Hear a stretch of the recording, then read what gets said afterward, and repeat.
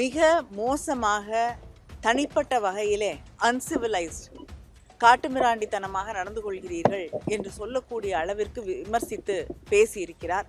அது மட்டும் இல்லாமல் நம்முடைய தமிழ்நாட்டு முதல்வர் எந்த காலகட்டத்திலும் அப்படிப்பட்ட கருத்தை சொல்லவும் இல்லை, அதை ஏற்றுக்கொள்ளவும் இல்லை. அதற்கு சாட்சியாக முதலமைச்சர் அவர்கள் தர்மேந்திர பிரதான் அவர்களுக்கு எழுதியிருக்கக்கூடிய கடிதத்திலே மிக தெளிவாக பட்ஜெட்ரி அலோகேஷனை பிடித்து வைத்து கொண்டு நீங்கள் புதிய கல்விக் கொள்கையை ஏற்றுக்கொண்டால் தான் நான் பணத்தை விடுவிப்பேன் என்பது it is completely against the constitution.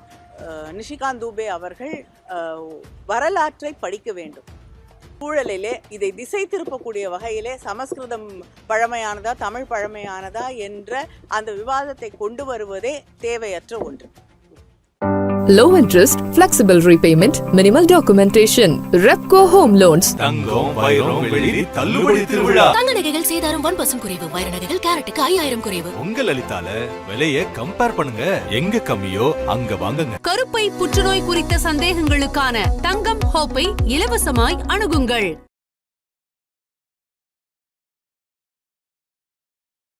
இன்று நாடாளுமன்றத்தின் மக்களவையிலே ஒன்றிய அமைச்சர் திரு தர்மேந்திர பிரதான் அவர்கள் கேள்வி நேரத்திலே பதிலளிக்கக்கூடிய அந்த சந்தர்ப்பத்திலே தமிழ்நாட்டை, தமிழ் மக்களை, தமிழ்நாட்டில் தேர்ந்தெடுக்கப்பட்டு மக்களவைக்கு வந்திருக்கக்கூடிய அவை உறுப்பினர்களை மிக மோசமாக தனிப்பட்ட வகையிலே அன்சிவிலைஸ்ட் காட்டுமிராண்டித்தனமாக நடந்து கொள்கிறீர்கள் என்று சொல்லக்கூடிய அளவிற்கு விமர்சித்து பேசியிருக்கிறார். அது மட்டும் இல்லாமல் நாங்கள் தவறான விஷயத்தை, பொய்யான ஒன்றை முன்வைப்பதாகவும், முதலமைச்சர் அவர்கள் தன்னுடைய வாக்கு தவறியிருப்பதாகவும், அவர் ஒரு தவறான செய்தியை, உண்மைக்கு புறம்பான ஒரு பொய்யான செய்தியை அவையிலே திசை திருப்பக்கூடிய வகையிலே எடுத்து வைத்திருக்கிறார். முதலில் தமிழ்நாட்டை, தமிழ் மக்களை, தமிழ் மக்களால் தேர்ந்தெடுக்கப்பட்டிருக்கக்கூடிய பிரதிநிதிகளை, தமிழ் மக்களின் நியாயமான கோரிக்கையை அவையிலே கேள்வியாக கேட்டதற்கு அவர் புண்படுத்தக்கூடிய வகையிலே, கொச்சைப்படுத்தக்கூடிய வகையிலே இருப்பது கண்டிக்கத்தக்கது. அது மட்டும் இல்லாமல் அவையிலே பேசியிருப்பது தமிழர்களுடைய உணர்வுகளை புண்படுத்தி இருக்கிறது.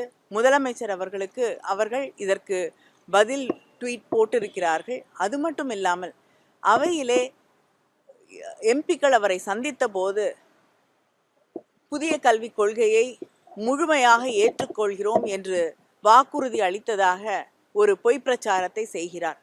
எந்த நேரத்திலும் தமிழ்நாட்டிலிருந்து அவரை சந்தித்த எம்பிக்களோ நானோ தமிழ்நாடு மும்மொழி கொள்கையை, புதிய கல்விக் கொள்கையை ஏற்றுக்கொள்ளும் என்பதை தெரிவிக்கவே இல்லை.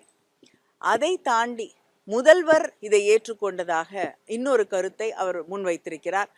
நம்முடைய தமிழ்நாட்டு முதல்வர் எந்த காலகட்டத்திலும் அப்படிப்பட்ட கருத்தை சொல்லவும் இல்லை, அதை ஏற்றுக்கொள்ளவும் இல்லை. அதற்கு சாட்சியாக முதலமைச்சர் அவர்கள் தர்மேந்திர பிரதான் அவர்களுக்கு எழுதியிருக்கக்கூடிய கடிதத்திலே மிக தெளிவாக நீங்கள் தமிழ்நாட்டிற்கு ஒதுக்க வேண்டிய நிதியை ஒதுக்க வேண்டும், இதை பிடித்து வைத்துக்கொண்டு தமிழ்நாட்டிலே இருக்கக்கூடிய மாணவர்களை பாதிக்கக்கூடிய சூழலை உருவாக்கக்கூடாது.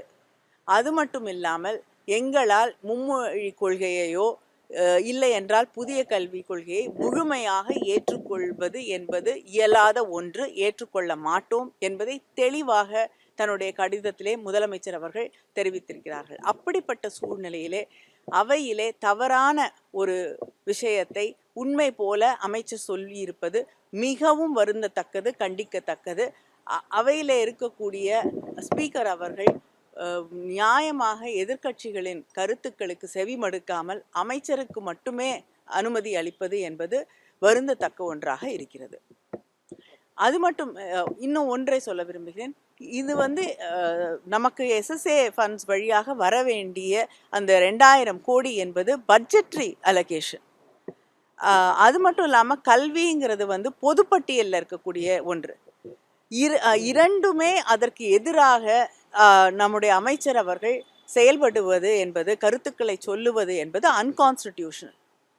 நம்முடைய அரசியலமைப்பு சட்டத்திற்கு எதிராக அவர் நடந்து கொள்கிறார். பட்ஜெட்டரி அலோகேஷனை பிடித்து வைத்துக்கொண்டு நீங்கள் புதிய கல்விக் கொள்கையை ஏற்றுக்கொண்டால் தான் நான் பணத்தை விடுவிப்பேன் என்பது it is completely against the constitution. அதே நேரத்தில் பொதுப்பட்டியலில் இருக்கக்கூடிய ஒன்றை நம்மோடு கலந்து ஆலோசிக்காமல், நம்முடைய கருத்தை கேட்காமல் நீங்கள் மற்ற மாநிலங்களில் ஏற்றுக்கொள்கிறார்கள், தமிழ்நாடும் இதை ஏற்றுக்கொள்ள வேண்டும் என்பது ஜனநாயகத்திற்கு விரோதமான ஒன்று. நம் தர்மேந்திர பிரதான் மட்டுமல்ல, நிஷிகாந்த் துபே பேசும் பொழுதும் தமிழை விட பழமையான மொழி சமஸ்கிருதம், தமிழ்நாட்டு கோவில்களையும் சமஸ்கிருதத்துல அர்ச்சனை செய்யப்படுது அப்படின்றத குறிப்பிட்டு பேசுறப்ப தமிழ்நாட்டு மக்களை இல்ல முதல்ல அவர் நிஷிகாந்த் துபே அவர்கள் வரலாற்றை படிக்க வேண்டும். தமிழ்நாட்டில் தான் சமீபத்திலே நம்முடைய முதலமைச்சர் அவர்கள் சொல்லி இருக்கக்கூடிய மிக முக்கியமான ஒரு கருத்து, அது ஆய்வுகளுக்கு பிறகு கண்டுபிடிக்கப்பட்டது. தமிழ்நாட்டிலே தான் இரும்பு காலம் தொடங்கி இருக்கிறது என்பதற்கான சான்றுகள் கிடைத்திருக்கிறது. அதனால் தமிழ்நாட்டில் இருக்கக்கூடிய மக்கள், அங்கே புழங்கி இருக்கக்கூடிய மொழி என்பதுதான் மற்ற மொழிகளுக்கு முதன்மையானதாக தொன்மையானதாக இருக்க முடியும். அதனால் வரலாற்றை தெரிந்து கொள்ளாமல், எந்த ஆராய்ச்சிகளையும் படித்து புரிந்து கொள்ளாமல் ஒரு கருத்தை முன்வைப்பது என்பது தேவையற்ற ஒன்று. அதே நேரத்தில் நாங்கள் எங்களுடைய மாணவர்களுடைய எதிர்காலத்தை பற்றி பேசிக்கொண்டிருக்கக்கூடிய ஒரு சூழலிலே இதை திசை திருப்பக்கூடிய வகையிலே சமஸ்கிருதம் பழமையானதா தமிழ் பழமையானதா என்ற அந்த விவாதத்தை கொண்டு வருவதே தேவையற்ற ஒன்று. Low interest, flexible repayment, minimal documentation.